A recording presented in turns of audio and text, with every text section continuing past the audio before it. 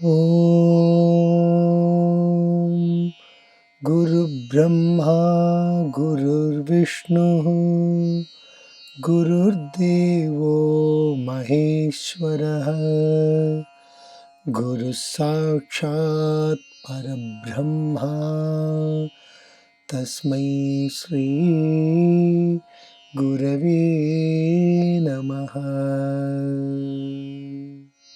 கலையாத கல்வியும் குறையாத வயதும் ஓர் கபடு வாராத நட்பும் கன்றாத வளமையும் குன்றாத இளமையும் கழுபிணியிலாத உடலும் சலியாத மனமும் அன்பு அகலாத மனைவியும் தவறாத சந்தானமும் தாழாத கீர்த்தியும் மாறாத வார்த்தையும் தடைகள் வாராத கொடையும்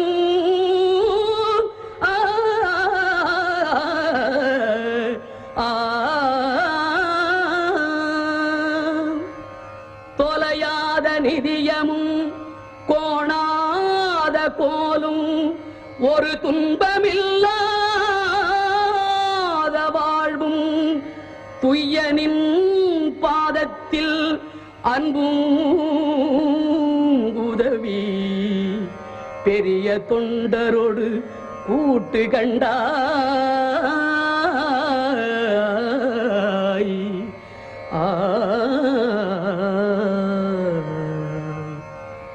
அலையாழி அறிதுயிலும் ஆயனது தங்கையே ஆதி கடவுரின் வாழ்வே அலையாழி அறிதுயிலும் ஆயனது தங்கையே ஆதி கடவுரில் வாழ்வே அமுதீசர் ஒரு பாகம் அகலாத சுகபாணி அருள்பாமி அபிராமியே அமுதீசர் ஒரு பாகம் அகலாத சுகபாணி அருள்பாமி அபிராமியே. ஓம்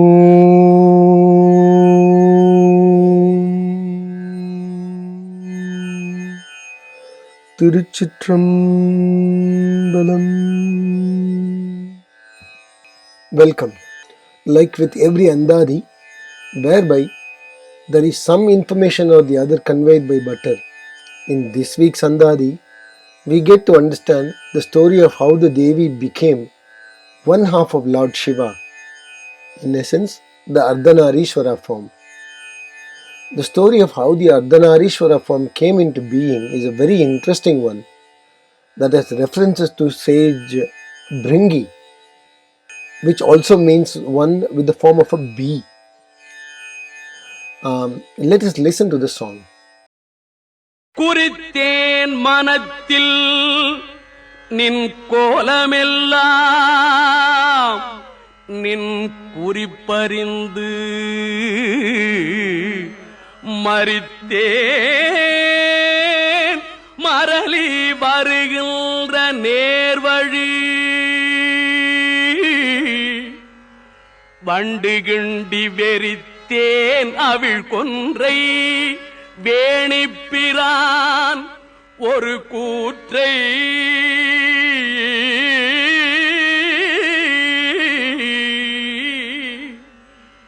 மெய்யில் பறித்தே குடி புகுதும் பஞ்சபாண பைரவியே. The story of Bringi Maharshi is absolutely one of the most interesting ones in Sanatana Dharma. His devotion is ultimate and had been praised in several scriptures. His story explains the importance of Shakti and also teaches Shiva and Shakti are one and the same and are inseparable. Bringi Maharshi was so immersed in God Shiva's devotion in such a way that where he only offered prayers to the god and ignored the goddess Parvati, whom we know is a part of Lord Shiva. The story goes something like this. One day when Bringi along with several sages visited Mount Kailash to pay the respects, all the sages paid their respects to both Shiva and Parvati. But Bringi had only paid his respects to Shiva by circumambulating or doing a pradakshina and bowing to him, leaving goddess Parvati aside. The same situation continued whenever the sage visited Kailash. Annoyed by his acts, apparently goddess Parvati wished to teach him a lesson, and that Shiva and Parvati are not different but one and the same, and she wanted to kind of get this message across to him. So the next time when the Rishi came to offer his prayers, goddess Parvati sat on the lap of Lord Shiva to avoid him to circumambulate only around Lord Shiva. So seeing this, apparently Bringi took the form of a bee. Some say it's a bird, but a bee, and then circumambulated only around Lord Shiva's head. Angered by this incident and Bringi's steadfastness, goddess Parvati said, "O Bringi, your acts might be welcomed by your father, which is Lord Shiva, but not me. I have tried to explain to you in several ways that we both are one and the same. However, you have ignored it. If you think you only need your father, then why do you need Shakti in you? Hence, I am going to take away that part from you." Thus, the Rishi had lost his flesh and blood and left with a bare skeletal form. Seeing Bringi in such a difficult situation where he was unable to support himself, Shiva, apparently with his grace, granted a third leg. Some even say there is the third hand to attain equilibrium and support himself. At the same time, Shiva did not want to revoke Parvati's sayings and also tried to make Bringi understand that both him and Parvati are one and the same. Subsequently, Bringi then realized the fact that the god and the goddesses are inseparable and apologized to the mother goddess for his actions. Goddess Parvati, being the embodiment of absolute mercifulness, went on a penance to rightfully take one half of Lord Shiva. Anyway, coming back to the Andhadhi, Sri Bhatter refers to this rightful takeover of one half of Lord Shiva by the goddess, mother goddess, as a Meyil Parite Kudipugudum Panchapana Bhairaviye. One of those very unique Andhadhis where he actually sings the glory of the goddess and at the same time says to us devotees that both Lord Shiva and the mother goddess are inseparable. We must understand that he is nearing the climax of his prayers, whereby the goddess is going to manifest before him in another couple of songs. முதலில் அம்பிகையின் அழகை வர்ணித்தார், பிறகு தோற்றத்தை எழுதி காட்டினார், அதை மனதிலே குறித்து கொள்ளுங்கள் என்று சொன்னார். எப்போதுமே யாராவது ஒன்றை சொன்னார்கள் என்றால் அவர்களுடைய அனுபவத்தில் அதனால் என்ன நடந்தது என்று கேட்பதற்கு நமக்கு மிகவும் ஆர்வமாக இருக்கும். இதையெல்லாம் செய்தீர்களே, உங்களுக்கு என்ன கிடைத்தது என்று அபிராமி பட்டர் இப்போது கேட்கிறார். அம்பிகையின் தோற்றத்தை மனதில் குறித்து கொண்டவுடனே இன்னொன்றும் அவருக்கு உள்ளுணர்வில் தோன்றுகிறது. அம்பிகை என்ன விரும்புகிறாளோ அப்படியே நடந்தார். அம்பிகை என்ன விரும்புகிறாள்? யமதர்மன் மறுபடியும் நம்மிடம் வருவதற்கான வழிகளை மறிக்க வேண்டும் என்று சொல்கிறாள். யமதர்மன் ஓர் உயிருக்கு பக்கத்தில் அவர்களின் வினை வழியே வருவான். வேண்டியவர்கள் வேண்டாதவர்கள் என்ற பகுப்பு மனதில் இருக்கும் வரை வினை சேரும். அம்பிகையினுடைய திருமேனியை மனதில் குறித்துவிட்டால் அம்பிகைக்கு வேண்டியவர்கள் வேண்டாதவர்கள் என்று கிடையாது, இல்லையா? அந்த மாதிரி அம்பிகையினுடைய கோவிலாக நம் மனம் மாறிவிட்டால் நமக்கும் வேண்டியவர்கள் வேண்டாதவர்கள் கிடையாது. எல்லோர் மீதிலும் சமமான அன்பு இருக்கும். அன்பு வழியது உயிர்நிலை. விருப்பு வெறுப்பு இல்லாத மனதில் வினைகளும் கிடையாது. வினைகள் இல்லாத உயிரை யமதர்மன் நெருங்க முடியாது. அடுத்தது ஒரு அருமையான விஷயத்தை சொல்கிறார். அதாவது கூந்தலிலே கொன்றை மலர்களை சிவபெருமான் சூடியிருக்கிறார். அந்த கொன்றை மலர்களை வண்டு புகுந்து கிண்டுவதாலேயே எல்லா பக்கமும் தெரிக்கிறது. அத்தகைய திருமேனி கொண்ட சிவபெருமானின் உடலில் ஒரு பாகத்தை பறித்து குடிகொண்டவளாம் அம்பாள். இந்த பாடலை மேலோட்டமாக பார்த்தால் சிவபெருமானின் சடாமுடியை பற்றி வர்ணிப்பது போல் தோன்றும். ஆனால் உள்ளே ஒரு அருமையான கருத்தை வைக்கிறார். வண்டு வடிவமாக ஒரு முனிவர் இருந்தார். வண்டு என்பதற்கு சமஸ்கிருதத்தில் பிருங்கி என்று பெயர். பிருங்கி முனிவர் என்று ஒருவர். அவர் அதிதீவிரமான சிவபக்தர். எப்பேற்பட்ட சிவபக்தி என்றால் அம்பிகையை கூட பொருட்படுத்த மாட்டார். சிவபெருமானைத்தான் தனியாக வணங்க வேண்டும் என்று நினைப்பார். கைலாலயத்திலே சிவனும் அம்பிகையும் தனித்தனியாக இருக்கிற போது சிவனை மட்டும் வலம் வந்து போய்விடலாம் என்று நினைத்தார்.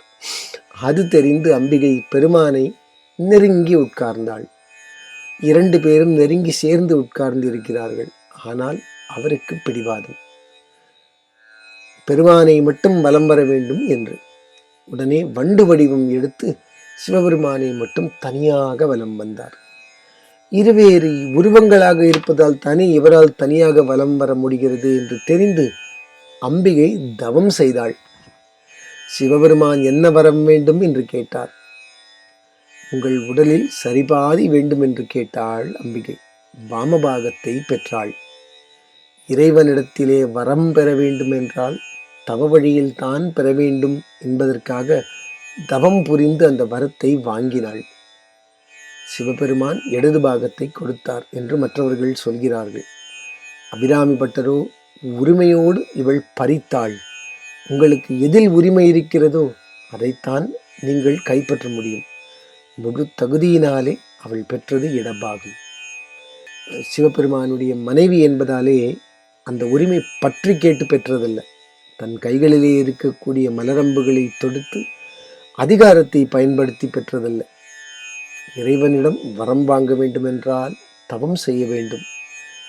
தான் தவம் செய்து இந்த வரத்தை வாங்கினாள் அம்பிகை. முனிவர்கள் ஒரு சிறிய செயலை செய்தாலும் அதனுடைய விளைவு நல்லதாக இருக்கும்.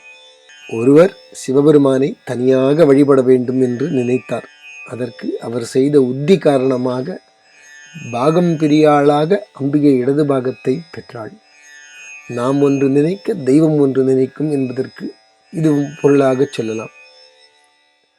வேண்டத்தக்கதறிவோய் நீ, வேண்ட முழுதும் தருவோய் நீ, வேண்டும் அயன்மார்க்கு அறியோய் நீ, வேண்டி என்னை பணி கொண்டாய், வேண்டி நீயாது அருள் செய்தாய், யானும் அகதே வேண்டின் எல்லால் வேண்டும் பரிசொன்று உண்டெனில் அதுவும் உந்தன் விருப்பன்றே. நாம் எதை போய் கேட்க வேண்டும் என்பது இறைவனுக்கு தெரியும். கேட்கக்கூடியதை கேட்டால் முழுமையாக தருவாள். பிருங்கி முனிவர் தன்னுடைய வழிபாட்டிற்காக அம்பிகையை விலக்க நினைத்தார். யாராலும் விலக்க முடியாத அளவிற்கு இடது பாகத்தை அதன் காரணமாக வவ்வினாள். மெய் என்றால் உடல் என்றும் அர்த்தம், உண்மை என்றும் அர்த்தம். உண்மையிலேயே பங்கை பறித்தாள். என்ன அழகான கற்பனை பட்டருக்கு! குறித்தேன் மனத்தில் நின் கோலமெல்லாம் நின் குறிப்பறிந்து மறித்தேன் மரளி வருகின்ற நேர்வழி, வண்டு கிண்டி வெறித்தேன் அவிழ்கொன்றை வேணிப்பிரான் ஒரு கூற்றை மெய்யில் பறித்தே குடிபுகுதும் பஞ்சபாண பைரவியே. அம்மா அபிராமி, அபிராமி சரணம். With this, we have come to the end of this presentation. We will see you in the next one. Om Thiruchitrambalam.